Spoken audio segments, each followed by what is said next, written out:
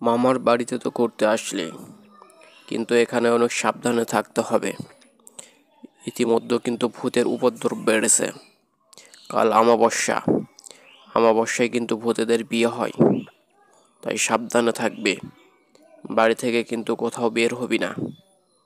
আর একটা কথা, আমাদের যে এখানে মাঠের পর একটি বট গাছ রয়েছে, ওই বট গাছে কিন্তু ভূত থাকে, তাই কাল বাড়ি থেকে কিন্তু কোথাও বের হবি না। বলা যায় না কখন কোন ভূত আক্রমণ করে। আমাদের কিন্তু বাড়িতে এর আগেও ভূত আক্রমণ করেছিল। আর কাল যেহেতু অমাবস্যা, কাল কিন্তু ভূতের বিয়ে হবে। তাই তোকে বলি, কোনোভাবেই কিন্তু সন্ধ্যার পর বাড়ি থেকে বের হবি না। আর ওই বট গাছের নিচে কিন্তু কখনো যাবি না। মামা যাই বলুক না কেন, আমি আজ ভূতের বিয়ে দেখেই ছাড়বো। দেখি কেমন বিয়ে হয়। চারিদিকে অন্ধকার, ঝিঝি পোকার ডাক। এমতো অবস্থায় ছেলেটি বেরিয়ে পড়ে ভূতের বিয়ে দেখার জন্য। এই ছেলেটির মাঠের রাস্তা দিয়ে হাঁটতে থাকে। হাঁটতে হাঁটতে চলে আসে মাঠের মাঝখানে। তারপরে তার চোখ পড়ে একটি গাছের দিকে। তারপর সে ভাবে, আমি এখন এই গাছের দিক দিয়ে যাব। তারপর সে যেতে থাকে এই গাছের রাস্তা দিয়ে। ছেলেটি হাঁটতে থাকে, কিন্তু তার পথ যেন শেষ হয় না। ক্রমাগত পাড়তিছে তার পথ। এই দিকে রাত নিঝুম হয়ে এসেছে, কেউ জেগে নেই, সময় ঘুমিয়ে পড়ছে। এমতো ভয়ঙ্কর রাত। এই ভয়ঙ্কর রাতে সে হাঁটতে হাঁটতে একসময় পৌঁছে যায় ওই বটগাছের নিচে। এই ছোট্ট ছেলেটি যখন এই বটগাছের নিচে চলে আসে, তখন সে দেখতে পায় একটি ঢুলি ঢুল পেটাচ্ছে, এবং এই ভূত গাছের নিচে বসে রয়েছে এবং তার জামা ঠিক করছে। সে এগুলো চুপচাপ দেখতে থাকে এবং সে ভাবে এটাই তো বিয়ে, এখানেই তো বিয়ে হচ্ছে, যেহেতু ঢোল পেটাচ্ছে। সে চুপচাপ দেখতে থাকে এবং গাছের সাইড থেকে ভূতকে চুপচাপ দেখতে থাকে।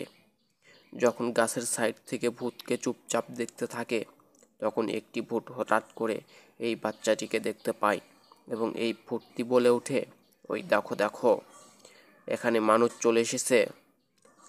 আমরা তো ওকে নিমন্ত্রণ করিনি, নিমন্ত্রণ ছাড়াই আমাদের বিয়ে খেতে চলে এসেছে। চলো ওকে আমরা ধরি। এই বলে ভূতেরা কি করে, এই বলে ভূতেরা সেখান থেকে উঠে এবং ছেলেটিকে আক্রমণ করার জন্য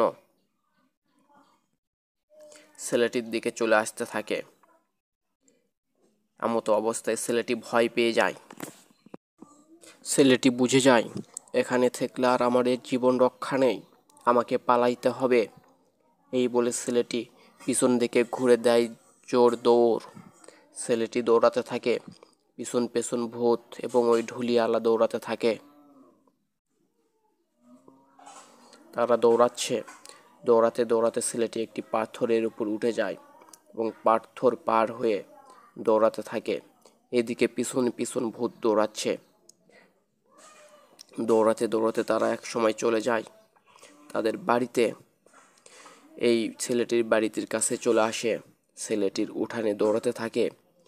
এই ছেলেটির পিছনে ভূত পড়ে থাকে এবং ভূতও ছেলেটির পিছনে দৌড়াচ্ছে। ছেলেটি অনেক ভীতু ভীতু অবস্থায় দৌড়াচ্ছে, কিন্তু ছেলেটি তার মামাকে ডাকার সাহস করতেছে না। তার কারণ ছেলেটির মামা আগেই বলে দিয়েছিল, তুই যেন বাড়ির বাইরে না যাস, রাতে যেন বাহিরে না যাস। এই ভয়ের কারণে ছেলেটি আর তার মামাকে ডাকছে না। ছেলেটি চুপচাপ দৌড়াচ্ছে। এইদিকে তো ভূত পিছন পিছন দৌড়াচ্ছে। দৌড়াতে দৌড়াতে ছেলেটি এত জোরে দৌড়ায়, তারপরেও তার পথ যেন শেষই হয় না। তার পথ শেষ হচ্ছে না, সে কোনোভাবেই তার বাড়িতে ঢুকতে পারতেছে না। যতই জোরে দৌড়ায়, মনে হচ্ছে তার পথ আরও বৃদ্ধি হচ্ছে। এইভাবে দৌড়াচ্ছে, দৌড়াতে দৌড়াতে সে একসময় তার বাড়ির গেটে চলে আসে এবং তার বাড়িতে প্রবেশ করে। যখন তার বাড়িতে প্রবেশ করে, এই হতচ্ছাড়া, এত রাতে তুই হাঁপাচ্ছিস কেন রে? দাদিমা, দাদিমা, আমি ভূতেদের বিয়ে দেখেছি। সেই বিয়েতে দেখলাম অনেক ঢাক ঢোল বাজাচ্ছে এবং ভূত বর সেজে বসে আছে। আর আমি যেই দেখছি, এটা দেখে যখন তারা দেখতে পেরেছে আমি দেখছি তাদের বিয়ে, নিমন্ত্রণ ছাড়াই যেই আমি তাদের বাড়িতে গেছিলাম বিয়ে দেখতে, আর তারা আমাকে তাড়া করেছে, তাই আমি দৌড়ে বাড়িতে আসছি। এই কারণেই আমি হাঁপাচ্ছিস। ধুর, তুই ঠাকুমা ঝুলি শুনতে শুনতে সবসময় মনের মধ্যে এই ঠাকুরমার গল্পই ভাবিস। দেখো ছোট্ট বন্ধুরা, আমার ভাই কিন্তু সত্যি সত্যি ভূতেদের বিয়ে দেখেছে, কিন্তু আমার ঠাকুরমাকে কোনোভাবেই আমরা বিশ্বাস করাতে পারলাম না যে আমার ছোট ভাইটা সত্যি সত্যি ভূতের বিয়ে দেখেছে। ছোট্ট বন্ধুরা, আমাদের চ্যানেলটা এখনই সাবস্ক্রাইব করে দাও, কারণ আমাদের চ্যানেলটা যদি সাবস্ক্রাইব করে দাও তাহলে তোমরাও ভূতের বিয়ে দেখতে পাবে। তাই ভূতের বিয়ে দেখার জন্য আমাদের চ্যানেলটা সাবস্ক্রাইব করে দাও।